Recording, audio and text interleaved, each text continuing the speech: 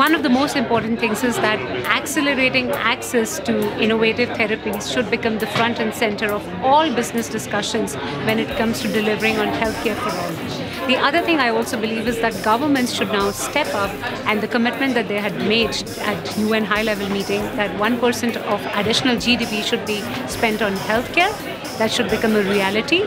And the third and the big thing that I believe is having sustainable public-private partnerships, because access is something which is a multifaceted challenge, and for that we require that all of us, all the stakeholders, need to come inside a tent like this and start to talking about how do we bring in our best to ensure that the healthcare is sustainable and is meant for all.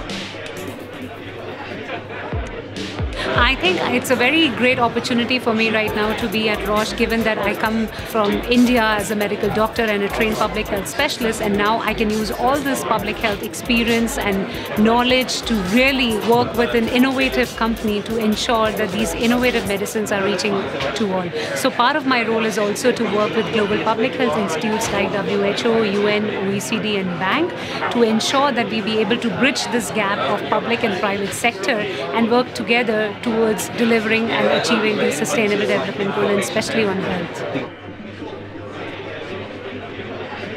India is like the entire Europe continent, so to say, with like 35 states which represent like 35 countries of Europe.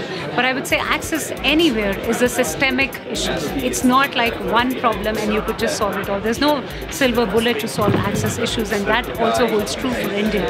So I believe we have to look at a patient journey to understand the ground realities of what is actually the real challenge. Is the challenge around diagnosis? Is the challenge around capacity building? Is the challenge around actual availability of medicines? And only when we have this systemic approach on delivering on healthcare, we could solve those challenges. Given India being a big country and health being a state subject, that is why it becomes all the more fragmented to look at, delivering on this aspirational goal.